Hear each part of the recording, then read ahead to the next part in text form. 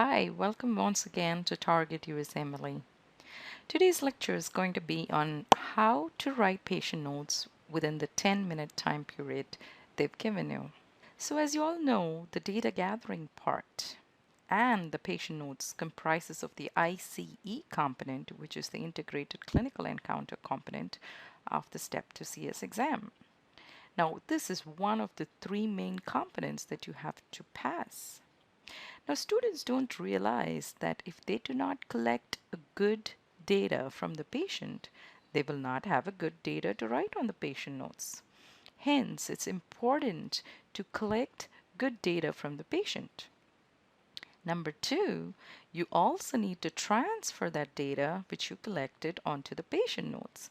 Remember, it's not the patient who's going to grade you on the data gathering other than just the physical examination part.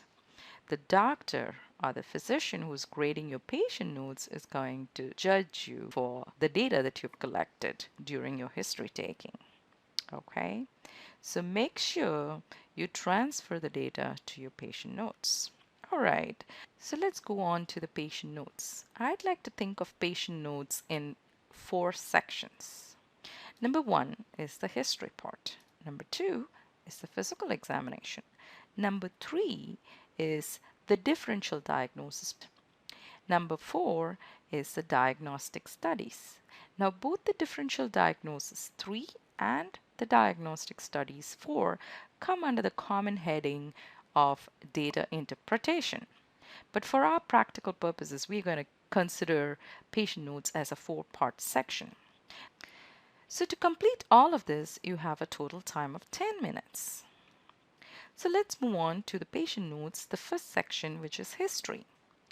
This is a very important part of your patient note because all the data that you've gathered, most of the questions that you've asked need to come in this section. It's a good idea to have all the subheadings that need to be written in history already in your mind, ready to go. In fact, I would type all of the subheadings so I don't have to stop and think what's next. So the subheadings are history of present illness, obstetrics and gynecology history, then the review of systems, allergies, medications, past medical history, past surgical history, social and family history. So I'd like to think of it two at a time except the RAM part, which I'll explain in a minute. So HPI, OBSGYN together, RAM, which is review of systems, allergies, and medications. Then, of course, PMH, PSH, which is past medical history and past surgical history. And the remaining two, which is social history and family history. So it's like 9 subheadings that you got to remember, and you have to come up with a way to remember, right? So it's important to know what you have to write in history. So before we take a look at what to write in history, we need to know what the examiner wants. So let's take a look at what the examiner wants. So what's written on the patient notes is this in the ECFMG website. Describe the history you just obtained from the patient. Yeah, sure. Then include only information pertinent positives and negatives relevant to the patient's problem. I see most students write the pertinent positives, but they don't write the pertinent negatives. And that's where they fail in data gathering because you need to rule out the differential diagnosis by suggesting the pertinent negatives. How else would the physician know that you thought of something, right? For example, in a case of chest pain, you might have written all about, pain in the center of the chest. It's a crushing pain, 7 on 10 in intensity, traveling to the left hand. So if you forget to write the negatives, for example, if you forget to write no history of cough, no history of pain on touching the spot, then obviously you've forgotten about a pleuritic chest pain cause, and also you've forgotten about costochondritis. So you need to write both positives and negatives. Now let's go on to the second section, which is physical examination. So physical examination has the following headings. Number one is general examination. How is the patient? Is he comfortable? Is he anxious? You have to write that. And then the vital signs, of course, from the doorway information, except whatever is abnormal. You can write WNL within normal limits, except say 100 Fahrenheit. Okay, these two subheadings are again headings that students forget most of the time. And then, of course, you have all the subheadings like HENT, neck, chest, heart, abdomen, neuro, and extremities. Now, all these subheadings, of course, you don't have to write all of them because all they want is the focused physical examination. So they want you to examine only the systems which are pertinent to the chief complaint and pertinent to the differential diagnosis that you have in mind. Hence, you just need to write whatever systems you examined and whatever systems that you deemed necessary for this particular chief complaint. So I've just listed all of them, but you have to pick and choose which ones you examined and which ones you plan to write on the patient note. Okay? All right. Now let's see what they want in physical examination. So this is what is given in the ECFMG website as a little paragraph about your physical exam patient notes section. Describe any positive and negative findings relevant to the patient's problem or problems. Be careful to include only those parts of the examination you performed in this encounter. So it clearly states don't falsify data because whether they correlate the video of your patient encounter with the patient notes, I don't know, or whether they have the time to do that. But just out of professional etiquette, I think it's important not to falsify data and do tests that you did not do inside, but you just remembered when you wrote patient notes and just type in, say, Kernig's.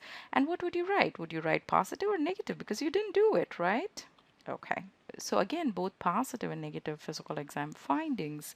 For example, if there was rebound tenderness or was there rousing sign was positive or whether it was negative, you need to write that down. Okay.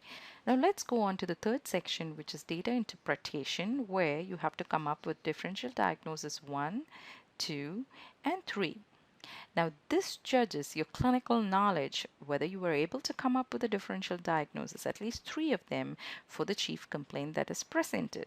Now, under each of these diagnoses, you need to write down history findings and physical exam findings 1, 2, and 3. At least 3 history findings and 3 physical exam findings. So for lack of space, I've just written it under diagnosis 3, but you would have a similar column under diagnosis 2 and 1. So what are you going to write in history? Okay. Of course, if you didn't elicit, you're not going to write it down or you wouldn't know what to write, right? That's why it's important to ask the questions. For example, in a case of chest pain, say if it's myocardial infarction, in history, you would write chest pain. Number 2 would be sweating, history of pain on exertion. So those are 3 positive findings. For physical examination, you could write patient is anxious, patient is hypertensive or known hypertensive from your vital stats, right? And maybe lack of local tenderness, which rules out costochondritis. So that's the way you kind of plan to write physical exam and history findings, both positives and negatives. All right, and again, you have this add row button. So you are one of those smart people who can come up with more history findings that you got from the patient or more physical exam findings. You could add a row and write in more information. But again, remember the clock is ticking and all you have is 10 minutes. So first fill up all the 3, if possible, all 3. And most of the times there are no physical exam findings, and so you would leave it blank. But however, you can add these rows if time permits. Otherwise, it would be a waste of your time. So let's see what the exam wants under data interpretation. So based on what you've learned from the history and physical examination, list up to 3, so maximum 3, okay, and that might explain the patient's complaints. Not anything that you can come up with just because you asked an elaborate history, but it should be pertinent to the chief complaint or complaints. So remember, it is from the patient's complaints. So sometimes students get carried away with the elaborate history that they take. For example, in a case of chest pain, if they ask, do you have vomiting? And the patient says, yeah, I vomited once or twice. So obviously you're not going to write gastroenteritis as one of the differential diagnoses, right? Your main complaint is chest pain and you need to stick to that. Okay? So you need to be on track. For some cases, fewer than 3 diagnoses would be appropriate. So the other thing is you have to again enter both positive and negative findings from history and physical examination that support each diagnosis. Sometimes a negative finding can support a diagnosis, and you need to think of that, right? So lastly, list initial diagnostic studies that you would order, and this includes restricted physical exam maneuvers, laboratory tests, and imaging like ECG, etc. So let's see the fourth part of the patient notes. So you need to list 3 diagnostic studies. In the number one column, I would just write all the internal examinations that I plan to do for this case, but I cannot do because the exam says not to. For example, pelvic exam, breast exam, and rectal exam, maybe some orthostatic vitals, maybe some maneuver that you cannot perform. All that has to come in column number one. Supposing there's no need for such internal exams in this case, then you can put what has to come in column two in the first slot. So what comes in column number two here is the most important test that you would do to pinpoint your diagnosis or to rule out a most important differential. For example, in a case of chest pain, you would at least want to write cardiac enzymes or ECG on step number two. Okay, and the number three would be other pertinent tests that you have in line, or it could be some of the lab tests like blood, CBC, etc. that can be written in column number three. Again, you can add rows and type in, but make sure you write the most relevant tests at the top, and then just general tests like CBC, blood work, and all at the bottom. So hope this helps. And what I would like to tell you is about the free patient note typing interface that I have on my website, targetusmla.com. It's the same interface that you have on the ECFMG free patient note practicing material.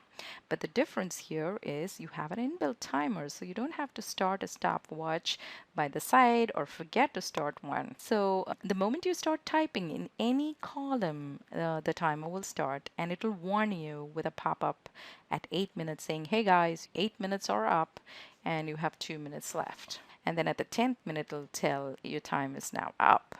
Okay, but it also gives you an option to continue typing, or you click the submit button. Now, you can practice on my website so you'll gauge yourself. Say you started off in 12 minutes and slowly you can see your progress coming down to 11 minutes, 10 minutes, and probably you want to ideally finish off in 9.5 minutes or so. So there's the timer, and then the nice thing is you can email it to yourself. So you have to log in with your username ID, and then it lets you type, and whatever you type and submit will come to your inbox. So you can send it for correction to your peers or maybe your professors, or send it across to Target USMLE for correction. So that's it, and hope you make use of that and have fun, and send me all your inputs, how you like the interface. Okay, we'd love to hear from you. If you need more help, please contact me at targetusmle.com. Take care. Bye bye.